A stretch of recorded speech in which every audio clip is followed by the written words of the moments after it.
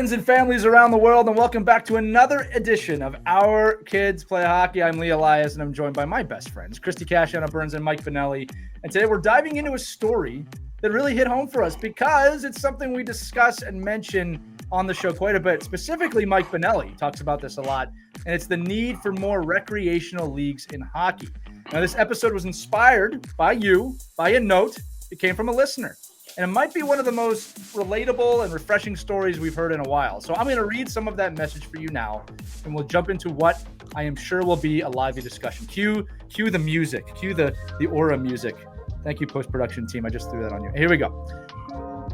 At the end of the regular hockey season this year, something just seemed off with my daughter. She wasn't putting in much effort on the ice, and more importantly, she didn't look like she was having fun anymore. There were a lot of factors, but one of the biggest was her confidence. She's about to turn 13 in August, so there are a lot of changes happening for her. For the first time, I put my foot down and said no to spring competitive hockey. She still wanted to play, so we signed her up for a fun, low-pressure Park District League run by her favorite coach from when she was younger. It only took about 6 weeks, one light skills session during the week, and a 3-on-3 cross-ice game on Saturdays. No coaching unless it was a safety issue, and her spark came back. The change was incredible. She went from barely breaking a sweat to coming off the ice drenched. She's smiling. She's loving the game again. That same coach now has her scrimmaging with high school and college girls, and her confidence just keeps growing.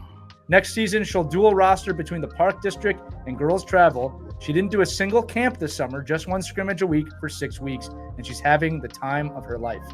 Keep preaching the importance of fun in hockey.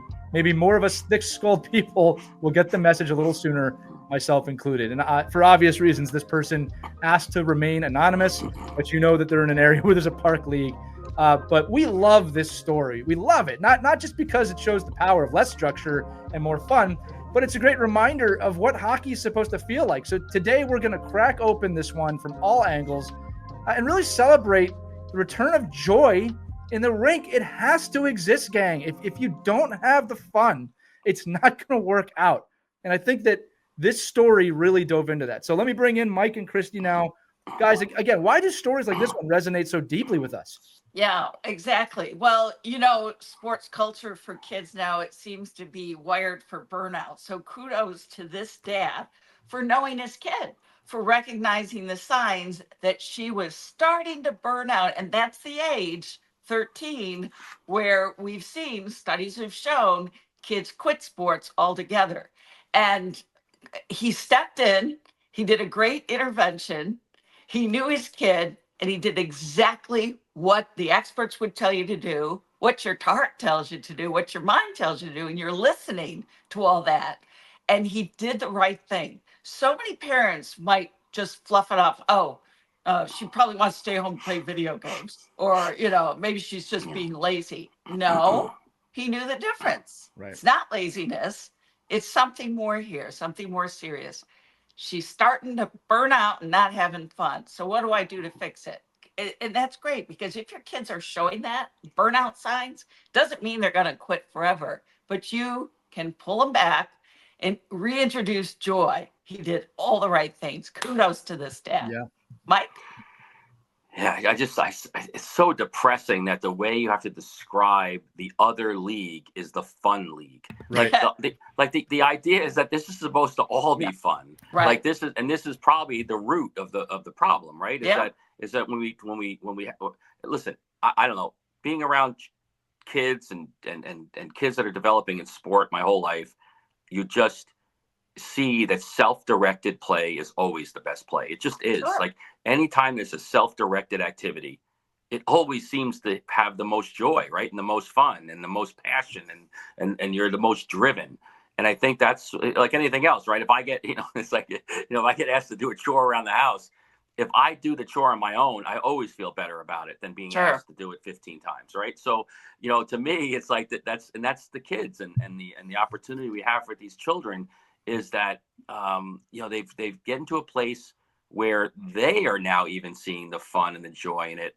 And imagine now a father or mother have to look and say, oh, that's what that looks like. I've been playing hockey for 15 years, 12 years, and that's what the fun looks like. And that's so I do applaud the parent and the parents of seeing this and saying, you know what? We're not going to keep driving this into this kid's head.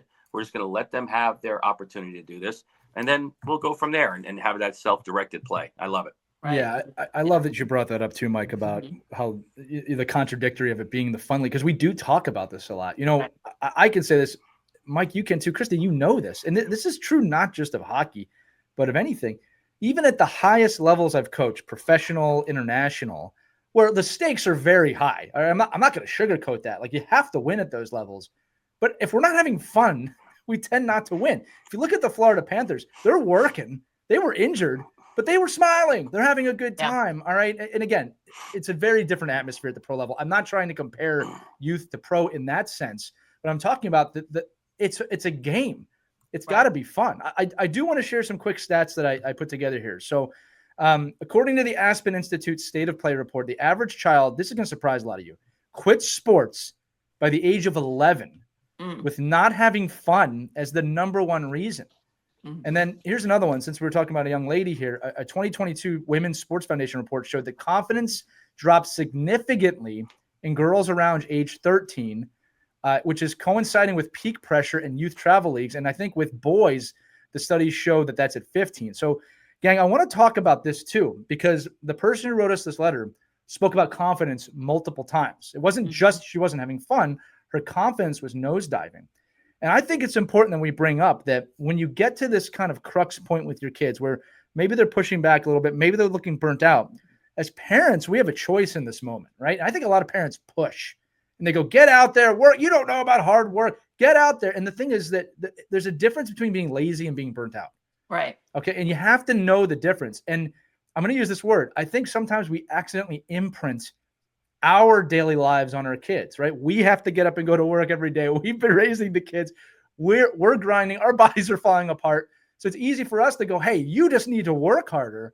Right. That's going to kill a kid's confidence because they are working hard. They're burnt out. There's a huge difference. So, Christy, I want to talk to you about that, right? Like, how do you think the role of burnout plays in kids that age, 11 to 13, and how does that intersect with confidence?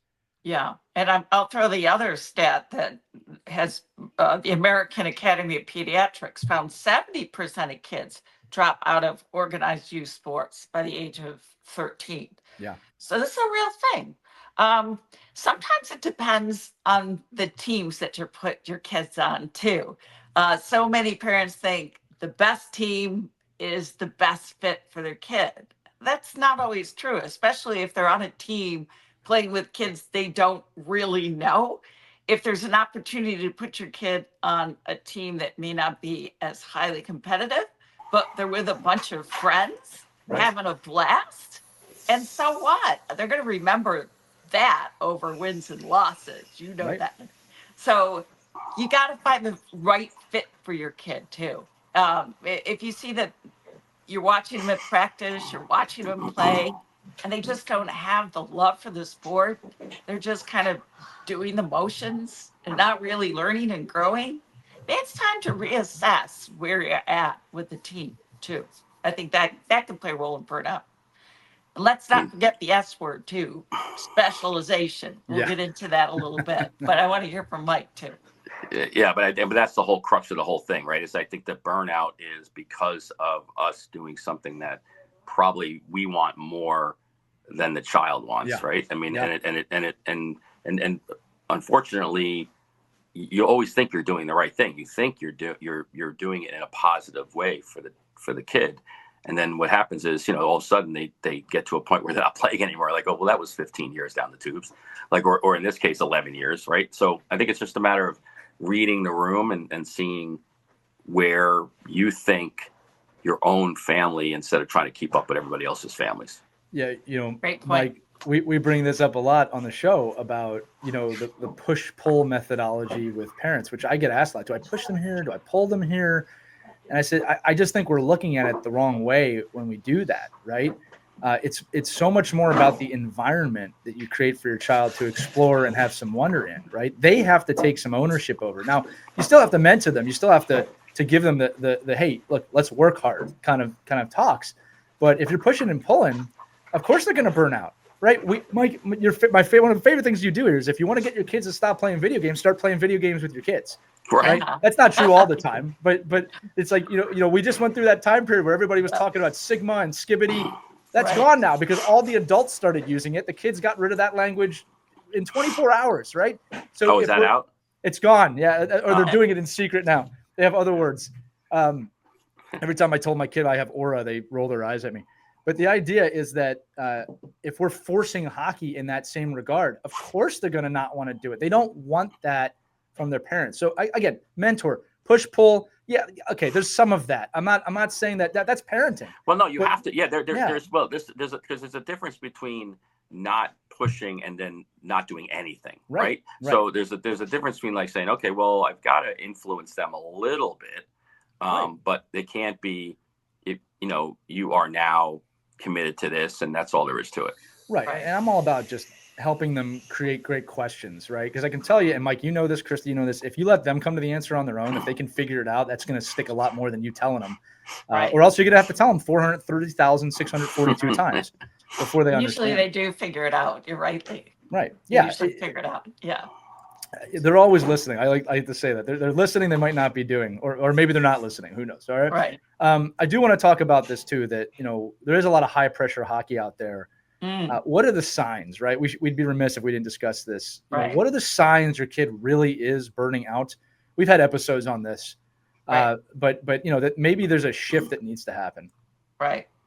So you've got fatigue would be one of them, sleep problems, muscle pain, weight changes, decreased enjoyment in sports. It seems like it would be obvious, but sometimes kids are very stoic. They might not necessarily run to you and tell you, hey, I'm burning out here. You have to look for those signs. You got to know. They're terrified to tell you that, Christie. Exactly. They're terrified because why? Because every parent's, how much money I spend on this? They're terrified to tell you. So make sure you let your kid know that you got to come to me. If this isn't fun anymore for you, if you feel like you don't want to go to the rink because it's just mentally wearing on you and physically wearing on you, you need to let me know. We got to have that open line of communication. And there's usually one parent in the group that knows what that fatigue looks like, right? I mean, don't count on the dad probably, but there's usually a parent that knows, because when your kid's sick, when they're off. Like my wife could tell, she'd go like, oh, he's a little off. Nah, he's fine. He suck it up. I'm sure he's fine. The next day he's got a 102 fever. So I think it's just about like parents know when their kids are off, right? So I think but most of us put our head in the sand and say, wow, they really must love it. Like this is just they're going through a little phase right now. So it is hard. It's very difficult to say to identify what fatigue is, and then I guess make a decision whether that's a rationale for pulling them out of the sport or not. Right. One of the signs I look for, because I think with burnout is also there's a bit of consistency that has to happen. Like everybody has a bad morning here or there, right? It's the consistency of right. It's back not to one back day. to back. Yeah, and just like we say, you don't have a bad season on one weekend, right? That's right. It. You don't get burned out after one practice. Like, oh, my kid's burnt out.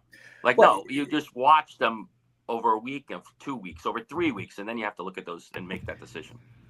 I know with my own kids, one of the things I look for is how am I fighting them to get to the rink? Right. Like, am I consistently fighting them to get to the rink? And most of the time, that's not the case. Now, parents, I'm not talking about did you pack your bag? Did you put this on? And the kids are playing something and they're procrastinating. I'm talking like they don't want to go. Right. All right. Yeah. To be fair, not to be fair.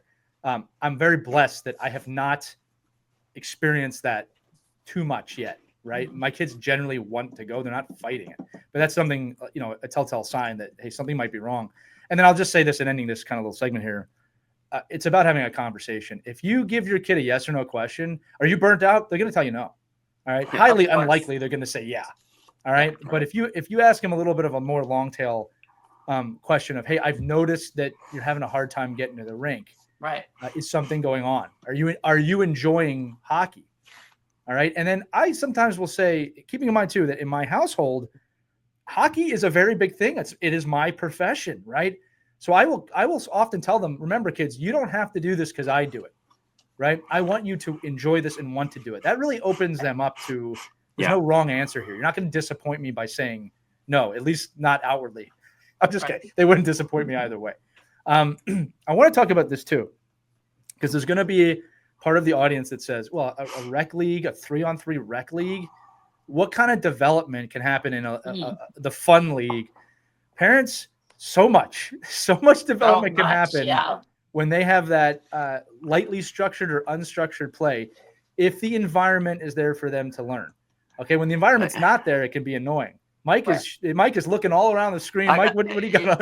You're killed because I keep using this word. Like, who cares about the development? Like, it doesn't. Right. The development doesn't matter if your kid quits. So what's the point of development? Right. Like we can't all lead. Like, everything can't lead. And we have these episodes all the time about, like, I know what sport should my kid play to be better at hockey? I'm like, who cares? Right. Like they shouldn't. Like the development piece is literally for elite athletes. Like, the development piece is for players that are going to move on to play. But if at 11 years old, your child quits playing, all the development in the world is not helping them. There's plenty of developed athletes that are great developmentally that hate the sport. Right. They can't stand going. So I think we just got to be careful about, because I do agree with you, Lee. Everybody's going to go, oh, well, of course, a 3-on-3 league. I kind of framed this question to tick you off. I'm not going to lie. Well, they're just going to, well, how are they going to develop? I go, well, how are they going to develop when they're not playing anymore? How about that? Like, then they're really not developing. Right. So I think there's a matter of all of us as parents have to say, what does development mean in the context of where my kid is playing? And you're absolutely right. Like, most parents would see. Now, I didn't mean to cut you off, because you're right. I mean, developmentally, 3-on-3 and these other ways to play are probably just as good or better anyway. Yeah, they might be better in some cases. But you can't look at it as, there's nobody out there teaching my kid how to play and get better, so it's not as valuable to me. Well, and I would encourage a parent to sit there in the stands, and if your kid's out there 3-on-3 with those buddies, what you're going to see and what you're going to hear. You're going to see a lot of smiles. You're going to see some real hustle out there, because they get real competitive with each other. And you're going to hear a lot of laughter. They have a blast. And those bonds even get closer with their buddies. These are going to be the kinds of skating and events that happen in their life that they're always going to remember. They'll joke about it years later with each other. Hey, remember I smoked down that 3-on-3, Well, again, and how do you develop? You develop by competing, and what makes competition the best? When it's fun. Right. I'm gonna segue this into like the second half of this too. I was at a summer league game yesterday, and summer league is notorious for just being horrendous. Right. I'm sitting in the stands. I'm having a lot of great conversations with the parents. And Mike, to your point, because the games are horrible. And I made the joke that in the regular season we play chess, summer league we're playing checkers. All right. Exactly. And I said, this is their time. This is their time to just go freaking out. Now, the reason I'm bringing this up is because tactically, I'm going to say it again. Tactically, it was some of the worst hockey I've ever seen. Sure. I didn't say a word. You know why? The smiles on their faces. I saw a kid, one of my favorite players to coach.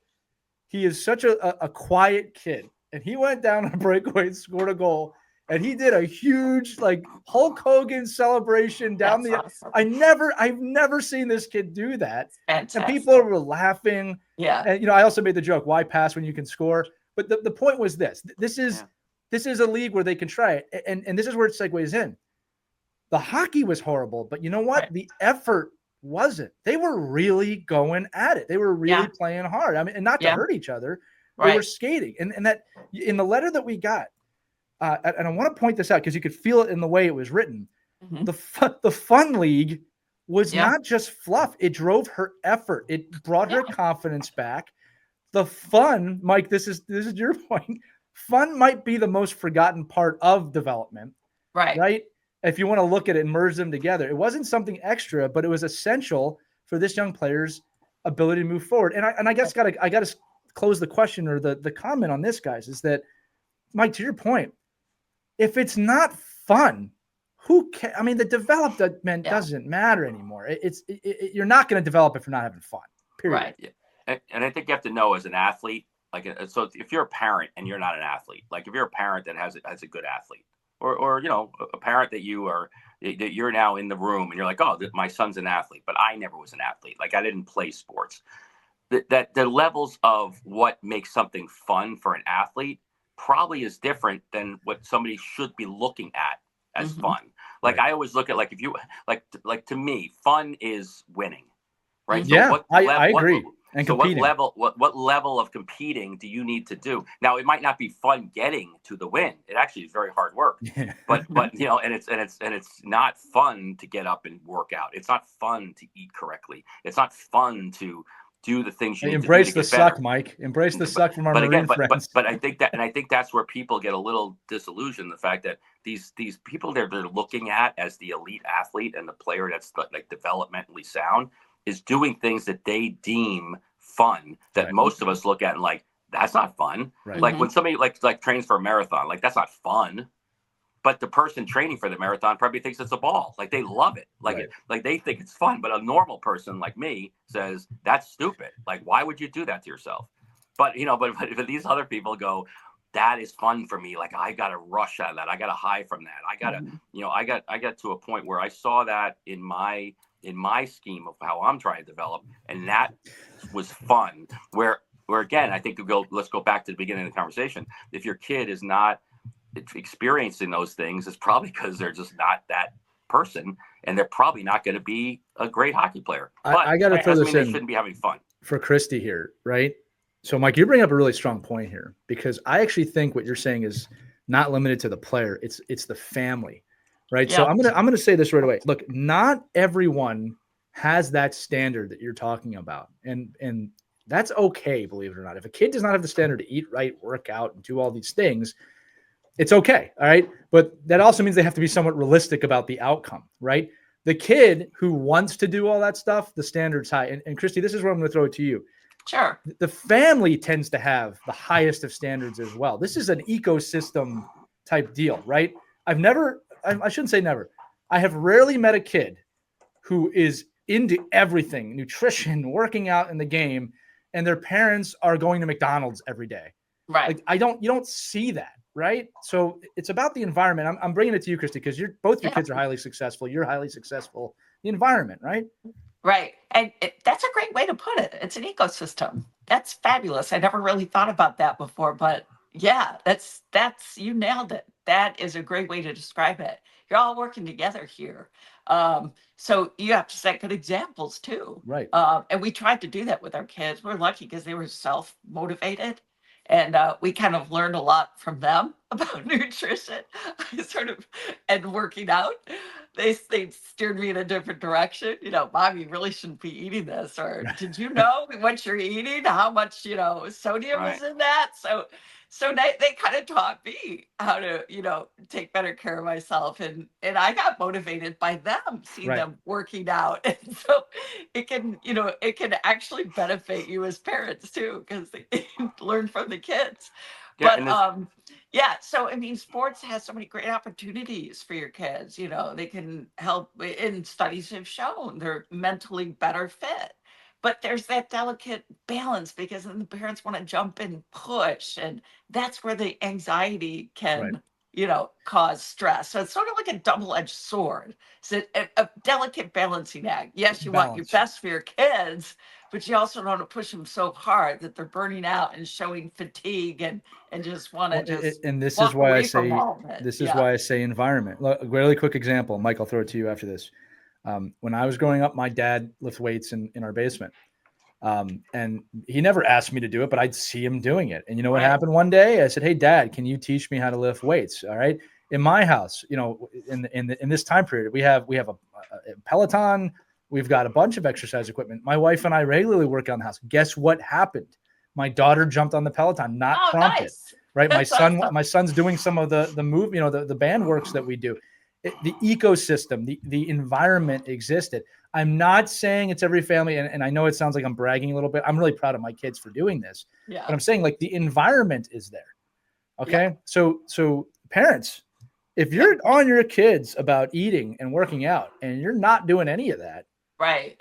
there's some recipe for burnout there. I got scolded and it's still to this day, I got scolded by my daughter the other day because I was feeling a little sluggish, and I went and I got an energy drink, and I walked in the house with it. She goes, Mom, what are you doing, Trish? She's got all over me. Those are not good for you. You shouldn't be drinking that. I bet you had a lot of energy though. I bet you were ready to go after that. I was ready to go. Yeah. Go, come on, let's go. It's funny, right? Because that letter could go the other way too.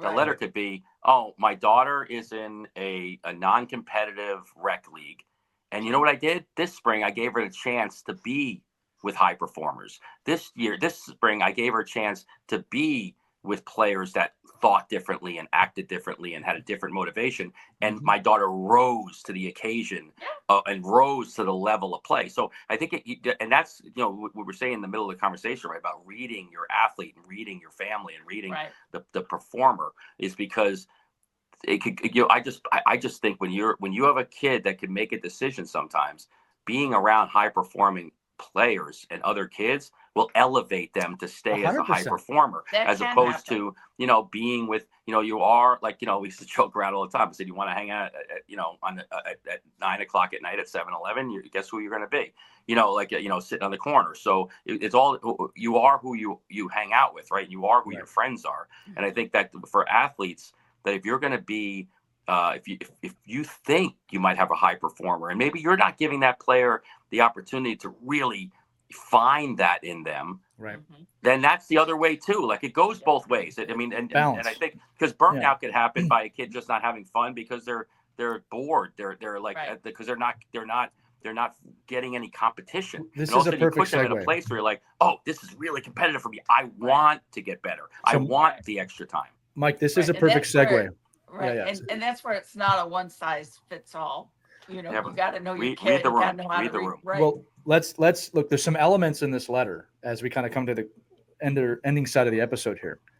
One of the things that I was going to bring up here is, Mike, we talked about environment. We talked about, yes, this absolutely goes both ways. But I actually know from talking to this person, because we do message back and forth once in a while, you know who you are, that the coaching at the elite level that she plays at crushes her. I mean, they are, at least from the point of view of the parent, right? Yeah. It's a highly stressful environment. The other part of this letter was that she was playing with a coach that she loved, right? And I'd be remiss as a coach if I didn't bring this up, right? The person leading you and your kids is so important, right? And that her confidence is back. She's having fun playing with a coach that she loves. And I'm sure the coach is a good coach, okay?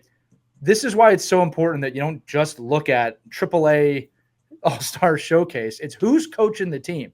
Yeah. You can be on a lesser letter team with a great coach. You will have way more fun, but you're also going to develop more. I'm going to say it again. You can't develop properly if there's not some aura of fun in the game, right? And if your kid does not enjoy being backskated, which should never happen, right? It's probably not where they're supposed to be. So I'm going to kind of combine these into a question. The coach played a big role. And also the other part of the letter was less is more.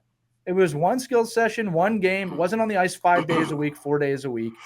Again, this environment was correct for this kid. I don't want anybody to take away from this episode, I got to get my kid into this situation. It's the parent, as you said, Christie, the parent understood the kid was burning out. They found a better environment.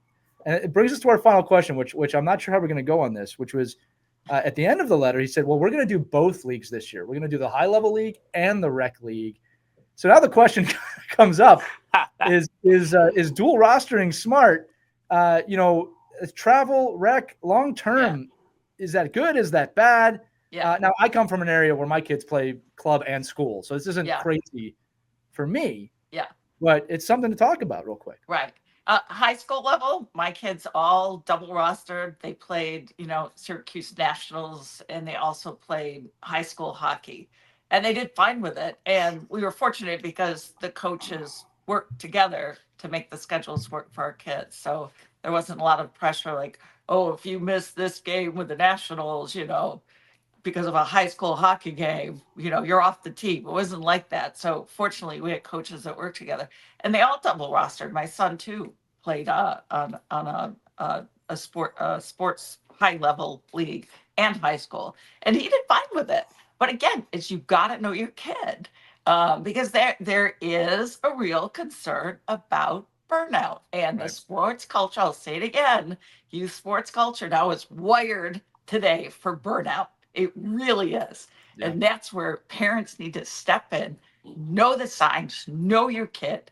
If your kid isn't ready to play up, which can be great, when we put our kids on an upper level team, we saw a vast improvement in how they skated, in their attitude toward, competitiveness, because they were playing up, but they were ready for it and they thrived in that. Some kids who were on the same team didn't. They burned out, weren't having fun, got hurt, got injured, and then they were done, walked away from it.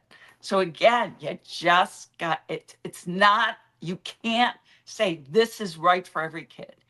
You have to know what's right for your kid. Yeah, I don't know if this is even a double rostering question in my head. It's more of like, I want the best of both worlds kind of question, right? I mean, so I don't know. To me, it's like if you have a player that's leaning one way or the other, I mean, the real, I guess, choice for me would be, well, who is your child? Like if it's the rec kid, then let them, and then do more of that. And if it's the competitive travel kid, do more of that. But I don't know if you're going to see, like, imagine the Jekyll and Hyde feeling of going from the coach that's great that you hate to the coach you like that sucks. Well, you're not going to want to go there. Like it's just, well, yeah. And then eventually, maybe the choice gets made for you. Like, I'm sick this day, but I feel great the next day. Or now if you feel like you're even burned out a little bit, now you're adding another layer to that because it's time and she's getting to the age where she's going to be going to middle school and high school, and like there's a lot going on there. So again, I don't know if you're looking to double roster because you want the mix of both. I would always lean to, why don't you just go to the place that's having the most fun, like as opposed to, well, I'm going to have some pain on Saturday and Sunday, and she's going to love Tuesday. I don't know. Right. So I don't know the person, and if you do, then great. But your kids double rostered in high school, right? They do, but they had fun and they were having fun in both. Right. Like there was no like, oh, I hate that, but I'm going to double roster anyway because I hate it. Like, my kids to me. To me, there's a distinct, like, I don't like that other option. Right. I'm going to say this too. If you don't like it, I don't want to do it either. Yeah. I could use the time back. I guess my point is the double rostering idea is for the obsessed kid that loves everything. And then you're like, well, I just need more ice, and I want to be more. And Christie knows this from New York State. Like every kid in New York State double rosters. They play for their high school team, which is and they play for their travel team, which is both nuts. Like, but they're like, it's crazy that they have to do this. But it's just the options they have. Where in other states, you can only play for one or the other. So maybe that kid would do more of like a rec type thing. But I think in this particular question, it's a dad that's saying she hates team A, she loves team B. But because she loves team B so much more, we're going to keep her in both. I'm like, well, then don't even put her in A. It's a weird equation. Don't put her in A. Yeah. Well, but again, that's they know. But I think to your point, they know the family best, and they know the player, and they can read the room and figure it out. But again, if it's a question of fun over no fun, then I would go with the one team. Yeah, look, just in closing this out, I love these episodes and these conversations because it's a paradox, right? There's no way for us to land at this is the correct thing to do, thus proving, remember, I always say to the audience, you're not crazy. The hockey world is crazy. Yeah. And if there is a takeaway from this episode, you guys tell me if you agree. It's the fun has to be there. B, it's about balance. And C, maybe most importantly, it's about knowing your kid. This parent is, as all of you are listening, invested in their child's well-being, not their child making it to whatever level, right? That's a sidestep. So, but these are the conversations that have to happen within the game. And I mean, if to both of you, I love that we get to kind of do that, right? Mm-hmm. Any final thoughts before we close this out? Because I know Mike, who, by the way, we should give a shout out to Mike, who's joining us live from Norway. Yeah. Where it's almost 5 o'clock in the evening. It's almost 11 a.m. on the East Coast on this side of the pond. But I want to give a big shout out to Mike. who's joining us from Norway today. He goes all out, Christy. I love that about him. I know. Did you have caviar for breakfast this morning? Just one. No, we're looking for salmon, but more that everybody, that I'm allowed to do this, which is. I love that they serve caviar in a tube for breakfast. Amazing. I had Eggo waffles for breakfast. I just ordered my liver stay in it. I love Norway. It's so fun. I don't know why he comes back. I wish I was there with you. I don't know either. To be honest with you. Yeah. All right, we'll have to do a show live from there one day. And I think for me to sum it up too, it's just that Lee makes the point that we really have no answers for any of you. So why do you even listen? They have listened. We're over 400 episodes here. Someone's listening. Somebody knows something. Right. We can't really come up with any answers, but we come up with a lot of solutions. A lot of opinions. About a lot of opinions. But it's all. But again, read the room, know your kid, and I think ultimately, pick fun. Yeah, exactly. Make sure whatever sport your kid plays, that they're growing, learning, and enjoying it. That this is the best time in your life. You have a big role to play to make sure that you're guiding them along the way, and you're in a positive way. Yeah. What's that song? Life is life. Life is life. Enjoy your life, my friends. Yeah. Listen, this has been a tremendous episode, and I'm going to close it out there. For Mike Benelli, for Christie Cash, Anna Burns, I'm Lee Elias. You've been listening to Our Kids Play Hockey. Remember, if you have a message like this, if you have a story like this you'd want us to discuss, email us, team@ourkidsplayhockey.com, or accompanying every episode in the description. There's a text link. Text it. Send us your name. You can make it anonymous now. I'm thinking about it. Let us know where you're from. Tell us your story. We'll share it on the air. I think the more of that we do, the better. Thank you so much for listening. We'll see you on the next episode. Remember, skate hard, have fun, enjoy your day, everybody. Awesome. We hope you enjoyed this edition of Our Kids Play Hockey. Make sure to like and subscribe right now if you found value wherever you're listening, whether it's a podcast network, a social media network, or our website, ourkidsplayhockey.com. Also, make sure to check out our children's book, When Hockey Stops, at whenhockeystops.com. It's a book that helps children deal with adversity in the game and in life. We're very proud of it. But thanks so much for listening to this edition of Our Kids Play Hockey, and we'll see you on the next episode.